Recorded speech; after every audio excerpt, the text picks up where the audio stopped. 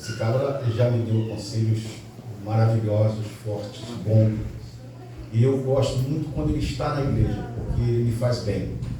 Pessoas fazem bem a gente, sabe, irmãos? E isso é muito legal. E eu falei para ele, cara, eu preciso muito de você. Não pelo que você é, não pelo que você sabe, mas pelo que você é, né?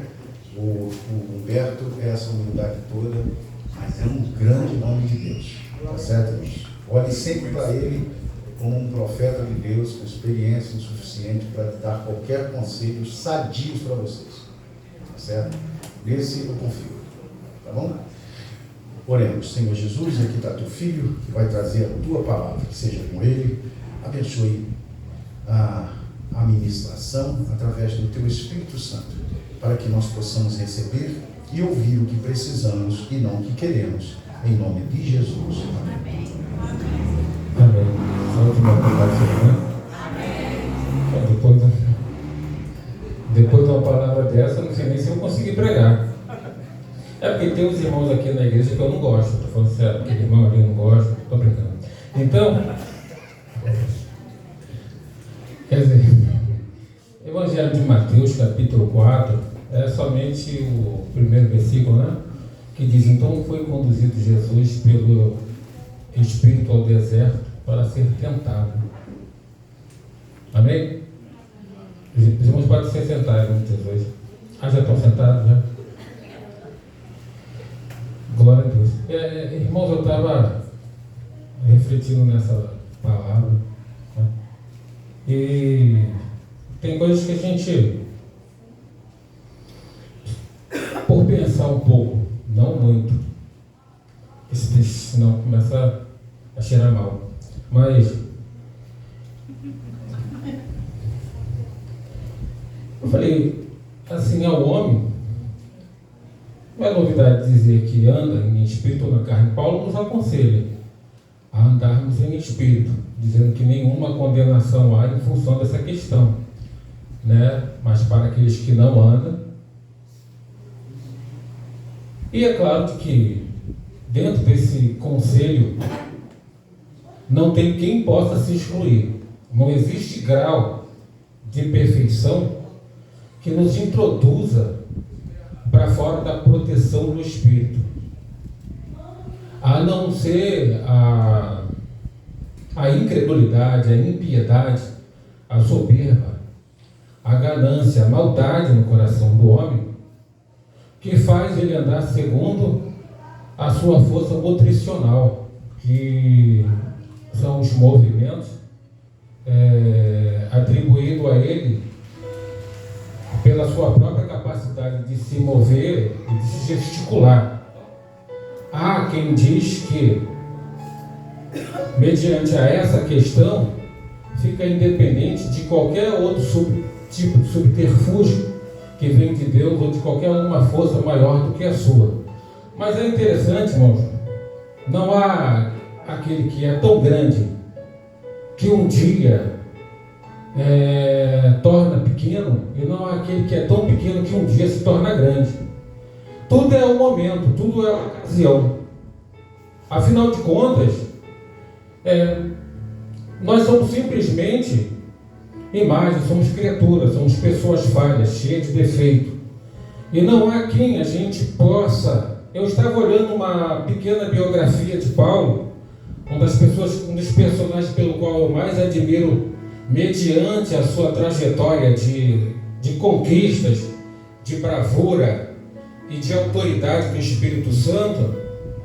Mas a gente vê que o seu começo, ainda ele soberbo, ele se apresenta na convenção de Jerusalém para ser um missionário e portador da palavra, e com tamanha soberba, pelo fato de ser um poliglota, um escriba, um entendedor, um influente em esporte e muitas outras coisas mais, achou ele que ninguém melhor do que ele para se apresentar em Jerusalém, para levar a palavra de Deus fora dos termos onde eles iam.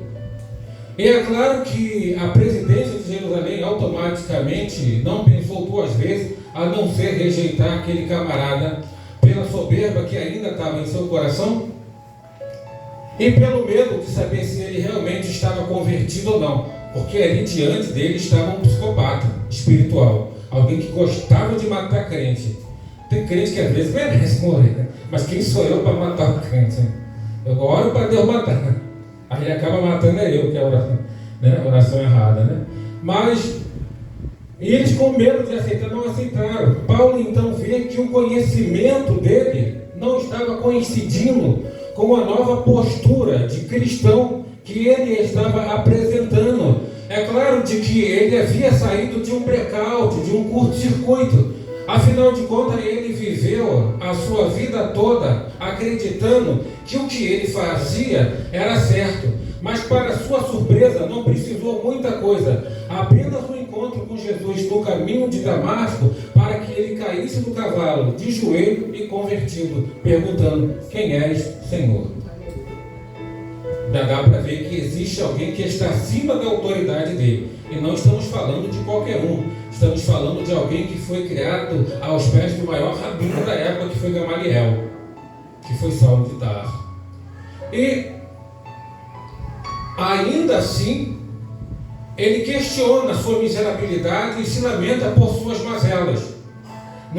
Na carta aos Romanos, no capítulo 7, ele se lamenta por ser quem ele é, dizendo que bate de frente com a sua natureza, tentando fazer o que é certo, mas se deparando com aquilo que é errado e aceitando o pecado em sua vida. Em uma das suas cartas, em 2 Coríntios, ele diz: olha, conheço um homem de que, não sei se no corpo ou se fora do corpo, foi até o terceiro céu, e lá chegando viu coisas inefáveis que ao homem não é lícito contar, devido à sua magnitude, certamente o homem não acreditaria. E para que esse tal indivíduo não viesse gloriar, Deus lhe foi dado um espinho na carne, o mensageiro do diabo, disposto a esbofetear 3 vezes por dia, e por várias vezes clamei eu ao Senhor para que removesse o espinho da minha carne. Porém me disse o Senhor: a minha graça te basta, porque o meu poder se aperfeiçoa na sua fraqueza. Então ele fala: mediante a isso, então eu não vou me gloriar daquilo que eu sou, mas vou me gloriar na minha fraqueza, tendo em vista que onde habita o pecado vem superabundando a graça de Deus, a partir do momento em que o joelho se dobra para pedir perdão mediante as más ações, independente daquela que tenha sido. Todo tipo de desvio de conduta, se é o arrependimento, há um perdão certamente para lavar as nossas mazelas. Mas se não há um arrependimento, há um remorso. Há diferença entre um remorso e arrependimento, né? Quem concorda diz amém. Amém ou não amém? Amém. Obrigado. Então, a diferença, né? Judas teve um remorso. E o remorso, ele não te dá oportunidade para desfazer o que está feito. Ele aponta para você o único caminho. O único jeito para você, cara. Pega uma corda, taca no seu pescoço, faz alguma coisa, mas acaba com isso aí logo de uma vez. Judas teve um remorso. Pedro teve um arrependimento. Não é fácil tratar de um remorso. É difícil. Porque a pessoa já está no grau das suas ações, no auge da sua culpa, já está certamente vivendo uma vida de condenado e já está com a sua sentença sentenciada pela sua mente e pelo seu coração. Então a primeira coisa que ele vai procurar é uma estrada movimentada de carro, um prédio que seja alto, um viaduto, alguma coisa dessa natureza, acreditando ele que não existe o que se possa fazer a não ser destruir a história, que não, por sua vez, não foi bem edificada. Mas o arrependimento faz a pessoa chorar, mas chegar a uma oportunidade, e Jesus sabe lidar com arrependimento. Amém? Pedro nega Jesus 3 vezes e o galo canta. Vem aquele ardor, aquela amargura na alma. E ele conviveu com isso durante um bom tempo. Afinal de contas, Jesus sabe curar enfermidade. Mas Jesus chega para Pedro e pergunta: Pedro, tu me amas? Pedro falou assim: eu te amo. Só que Jesus pergunta de novo: Pedro, tu me ama? Pedro falou assim: eu te amo. Jesus falou: tu apacenta minhas ovelhas. Aí fica aquele som de mistério. Será que ele vai perguntar de novo? E o cara pergunta: Pedro, tu me amas? Logo vem a questão de que Pedro havia negado Jesus 3 vezes. E por 3 vezes Jesus se dirigiu a Pedro perguntando se o amasse. Porque até então o amor dele não foi o suficiente para encarar as dificuldades, as afrontas, mesmo tendo consequência por sua vida, haja vista. E quando Jesus conversava com aquele mancebo, certamente ele recomenda, dá uma recomendação para que o indivíduo pudesse entrar no reino dos céus. E certamente aquele mancebo vai embora entristecido porque teria que se livrar de todos os bens que ele tinha. Então Jesus fala assim: olha, é mais fácil um rico, um camelo, passar no fundo de uma agulha do que um rico entrar no céu. Então os seus discípulos perguntam: mas Senhor, nós largamos tudo para te servir. E qual é a nossa recompensa? E Jesus fala: em verdade vos digo, que não aquele que tem deixado tudo o que deixou para vir após mim, não ganhe 100 vezes nessa vida e 100 vezes na vida vindoura. Agora, a questão é se você está pronto para ir até o final, ou se existem obstáculos que faz você pular e adiar na sua vida. E em relação a essas questões, Deus não abre mão. O medo, ele vem à tona mediante a uma tentação. Mas a tentação, ela traz por parte uma aprovação. Tiago capítulo 1, versículo 12 diz que bem-aventurado o varão que sofre tentação, porque quando for provado, receberá a coroa da vida. A questão é que Jesus foi conduzido pelo Espírito ao deserto para ser tentado. Mas aí eu descarto a possibilidade, confesso aos irmãos que não entendo, eu gostaria de saber o que se passava na cabeça do evangelista Mateus ao dizer que Jesus foi conduzido em espírito. Afinal de contas, se existe alguém que não precisa andar em espírito, tirando toda a humanidade, tirando o universo, o planeta, tirando quem já foi, quem vai vir, quem está para chegar, tirando toda a perfeição, resumindo no quadro da humanidade, eu não isento nenhum deles da necessidade de andar em espírito.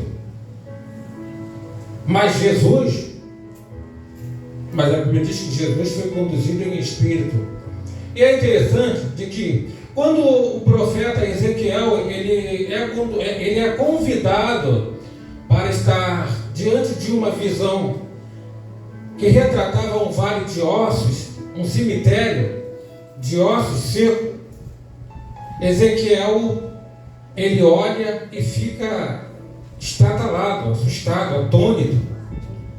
Logo vem a pergunta: porventura esses ossos podem ganhar vida? Ezequiel não é nenhum trouxa, joga para cima de Deus a responsabilidade, não vai assumir a responsabilidade. Na grande realidade é que, mediante a falta de fé, falta uma resposta correta. Jesus fala que se nós tivermos fé um tamanhozinho de um grão de mostarda, a gente diz a esse monte: transporta daqui para qualquer lugar, e ele vai, porque existe fé. Mas quando não existe fé, existe a motricidade, a força que vai te movimentar, misturado com um pouquinho de fé, pelo fato de que a sua fé, ela não é natural, ela é transcendental, mas ela tem um pouquinho, mas ela tem um grau, ela tem uma determinada mistura com a força espiritual, que faz você se movimentar e gesticular para sair das suas dificuldades. Na verdade, quem confia, quem tem fé, não se movimenta, dobra o joelho e vai orar. Imagine você diante de um leão. Se a tua fé for suficiente, você dobra o joelho e ora. Mas se a tua fé não for o suficiente, você fala: Senhor, calibra o meu punho, meu chute, que ao chorar a minha mãe, chora dele.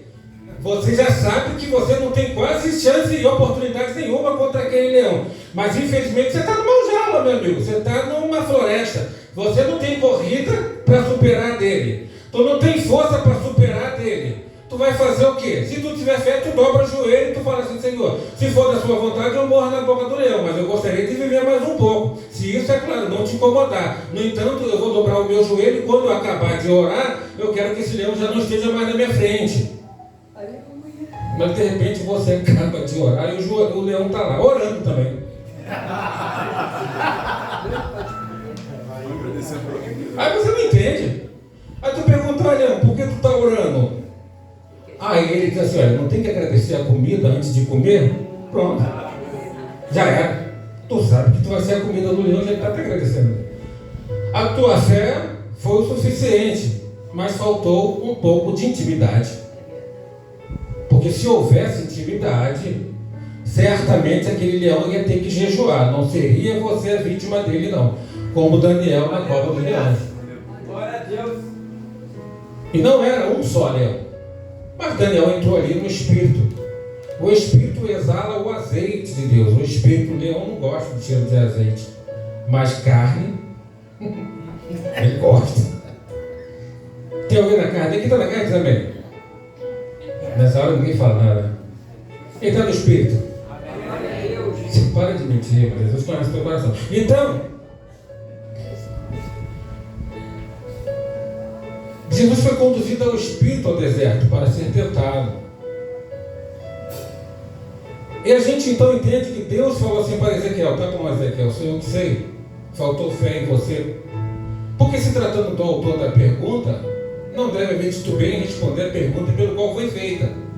Ezequiel talvez, por falta de experiência, não quis assumir a responsabilidade, mediante ao quadro assustador, não deu a Deus uma resposta pelo qual Deus certamente queria ouvir.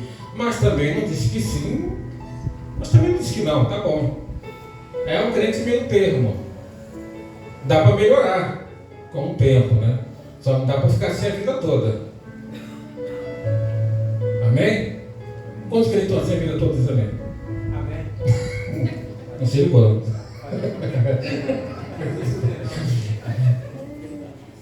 Então, Deus falou, tá bom Ezequiel. Então profetiza o Espírito. Diz, vem dos quatro cantos, sopra sobre esses mortos para que vivam. Agora, mediante a palavra do Senhor, complicado, né? Se o camarada não profetizar, aí eu posso dizer que ele está precisando passar por uma reciclagem. E Ezequiel assim profetiza.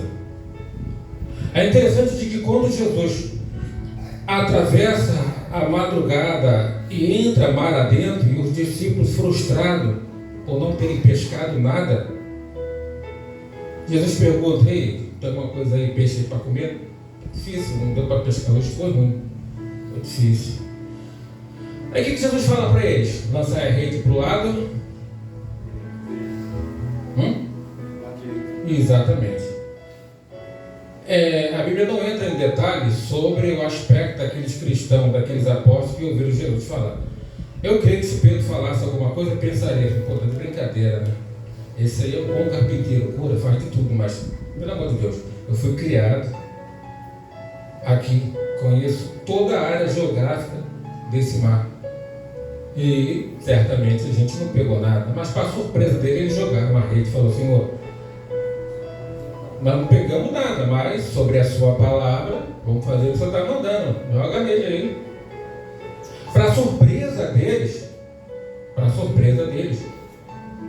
a rede ficou pesada e teve que todo mundo se ajuntar para puxar aquela rede. Eu imagino que se Jesus tivesse ou quisesse responder o pensamento oculto de Pedro, ele chegaria até ele. Vem cá, eu sei que você entende de pesca, você é um perito na pescaria, mas uma coisa você não sabe. Eu dei ordem para aqueles peixes estarem ali.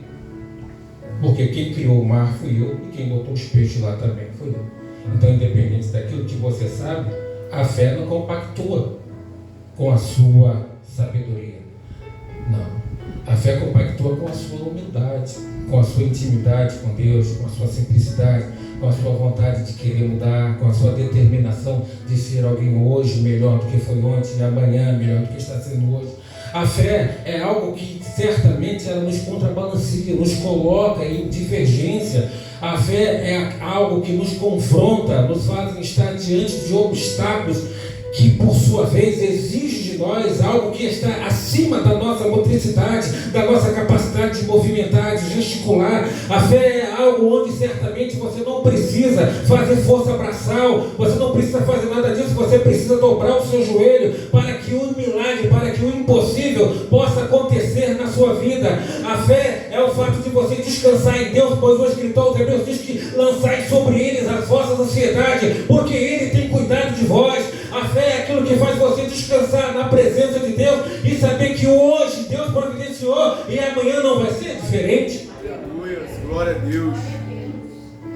Louvado e agradecido seja o nome. Falaria eu da galeria da fé, colocaria homens de exemplos aqui para trazer para nós, mas se de repente isso não for o suficiente, ou talvez for o suficiente, seria uma questão de falarmos hoje e amanhã já esquecemos aquilo que recebemos como palavra, de que ouvimos como motivação, porque o ser humano ele é um estagiário nessa vida em que ele vive. Nós estamos simplesmente frutos temporários, nós estamos sujeitos à mudança em todo lugar, toda época, todo tempo da nossa vida. Somos produtos do meio, conseguimos nos adaptar a tudo aquilo onde nós estamos frequentando, mas nós não conseguimos manter uma identidade viva e fervorosa do começo até o final, e isso vem em todas as áreas da vida. A gente pode ser o melhor daqui hoje, em todos os aspectos, mas amanhã certamente é um deslize, é um tropeço, há certamente um descuido. Mas o cristão, ele deve procurar manter a sua identidade comparado a uma mudança ao longo de todas as transformações, porque tudo se transforma. Mas você observa, não é a carteirinha que faz de um advogado um advogado. Ele é um advogado, mas as causas exigem dedicação para que ele ganhe, mas ele vai ser sempre um advogado, porque ele não sofre alteração ao longo das mudanças. Tudo muda, mas ele é sempre alguém formado. O cristão é a mesma coisa. Você deve manter a sua carteirinha, a sua identidade de cristão, mediante tudo que se transforma, tudo que se renova. O mundo pode mudar, o mundo pode abalar, o mundo pode cair. Você não tem que procurar modernidade em todo o livro da Bíblia para você tentar se adaptar, para ele se adaptar a você. É você que tem que se adaptar a ele. Outro dia eu ouvi alguém falando no Salmo, até leu aqui na irmã, Salmo 91, né? Aí, um já está querendo apresentar, dizendo que 1000 cairão em Muriqui, 10.000 cairão em Maricá, mas tu ficarás em Realengo, pobre. Então o que acontece? A modernidade é aquilo que a gente procura fazer, porque a gente não procura adaptar a nossa vida espiritual àquilo que está decretado na palavra de Deus para mudança e transformação. A gente procura mudar as coisas para se adaptarem a nós. Entendeu? E certamente Ezequiel profetiza ali o Espírito, que por sua vez foi algo soprado por Deus. Jesus então é conduzido, entra no seu barco e vai até o deserto, conduzido pelo Espírito, que é por sua vez traduzido como o sopro de Deus, o vento. Deus direciona, soprando aquele barco até o deserto, onde certamente seria a parada obrigatória. Porque nós cristãos manteremos uma vida de suavidade, leveza, tranquilidade, peso, jugo, fardo, julgamento. Isso não pertence. Eu falo assim, isso não pertence mais. Você faz uma lembrar de alguma coisa. O que é, por exemplo? Pode falar. Isso não te pertence mais. Então, quer dizer, essas questões já não pertencem mais a gente. Nós agora somos nação santa, povo eleito, de boas obras. E é claro de que se a gente procurar mudar, a gente muda. Se a gente se contentar com aquilo que a gente não muda. Um dos primeiros dias que eu tive a oportunidade de estar pregando aqui, eu trouxe uma experiência. E essa experiência me marcou muito. eu ainda novo convertido, nós estávamos em uma Santa Ceia. Foi uma Santa Ceia boa. Deus se fez presente ali. E eu vim andando com o irmão. E olha, eu falei assim, poxa, melhor, não existe ninguém melhor para mim fazer fofoca. Esse irmão aí, que ele é carnudo. Meu irmão, eu falei assim, poxa, a Santa Ceia foi boa, não foi? Ele falou, foi. Aí eu falei assim, poxa, mas até tem aquela irmã também que não muda, né? Está sempre falando mal dos outros. Ele olhou para minha cara e falou assim, não sei de nada não, estou vindo da Santa Ceia agora. Irmão, na medida que ele andava para frente, eu andava para trás. Aquilo dali para mim foi ótimo. Porque se existe uma coisa que hoje eu não faço mais, é falar mal da vida do irmão. Eu tenho vários defeitos. Não sou perfeito, não. Mas esse aí, Jeová bateu de marreta mesmo, pegou no crânio.